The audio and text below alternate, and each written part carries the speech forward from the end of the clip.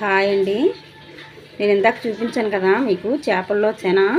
ఆ శన అయితే ఇప్పుడు ఫ్రై చేద్దాం అనుకుంటున్నానండి. ముందుగా అయితే కర్రీ చేస్తాను. అది ముందుగా అయితే నీళ్ళు పెట్టుకున్నానండి, తెప్పల్లో పోసుకొని.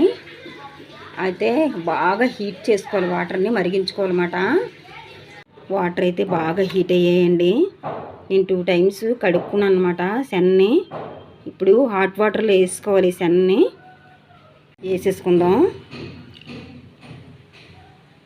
చూడండి, మొత్తం శనని హాట్ వాటర్లో వేసాను. ఇప్పుడైతే కదపకుండా వదిలేయాలండి కాసేపు. గట్టిగా వద్దుమాట. దానివల్ల యూజ్ ఏంటంటే మనం తినేటప్పుడు ముక్కలా తగులుతుంది, చెదరకుండా ఉంటుందండి, నీసు వాసన కూడా ఉండదండి. శన అంటే చాలామంది ఇష్టపడరు. ఇలా చెయ్యండి, చాలా టేస్ట్గా ఉంటుందండి. ఇప్పుడైతే స్టవ్ ఆపేసుకొని కాసేపు వదిలేద్దామండి.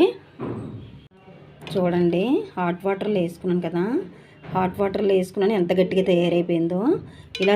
ఇలా అవ్వాలండి. ఇంకే ప్రాబ్లం ఉండదన్నమాట.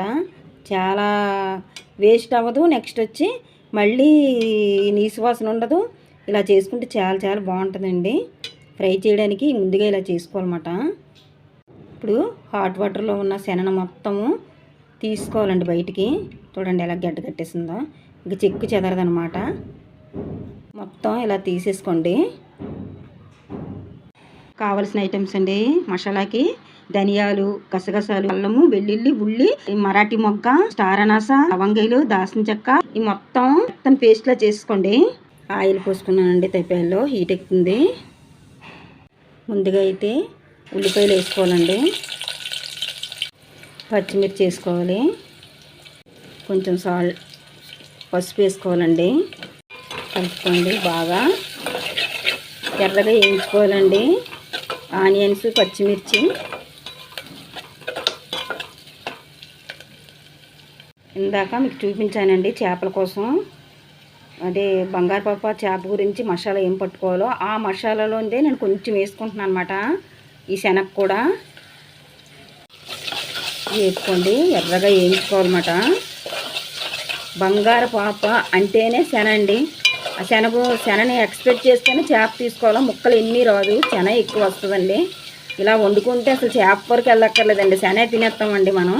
హ్యాపీగా అన్నంలో కలుపుకొని తిన్నా, ఎలా తిన్నా సరే, ఒత్తిడిని తిన్నా సరే చాలా టేస్టీగా, చాలా కమ్మగా ఉంటుంది అన్నమాట. నాకైతే చాలా చాలా ఇష్టం అండి. అందుకనే తీసుకున్నాను అన్నమాట బంగారు పాప ఈరోజు. మసాలా అయితే ఎర్రగా వేగిందండి. ఇప్పుడైతే ఒక్క టమాటా వేసుకోవాలండి.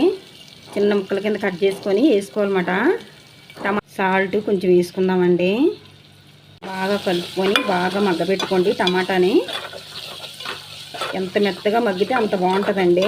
ఎందుకంటే ఇది ఫ్రై కాబట్టి ఖచ్చితంగా మగ్గవలసిందేనండి టమాటా.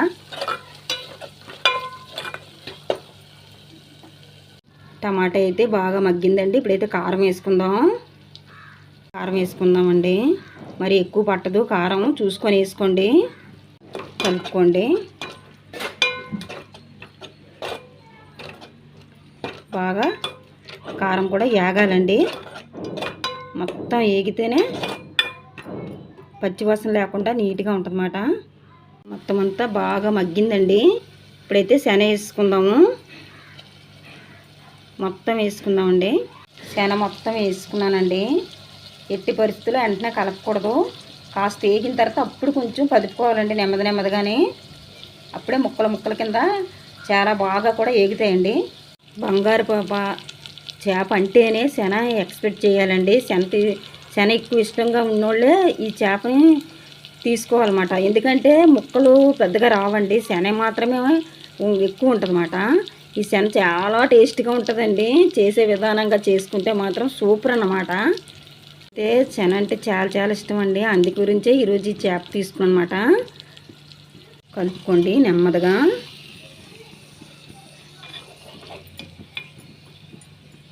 చిన్న మంటతోటే కొద్దిగా చేసుకోవాలండి. హార్డ్ చేస్తే మాట సరిగ్గా ఏగదు, నీసు వాసన వస్తుంది అండి. ఇలాగ వేయించుకోవాలండి. చూసారా ఎలా ముక్కల్లా వచ్చిందో.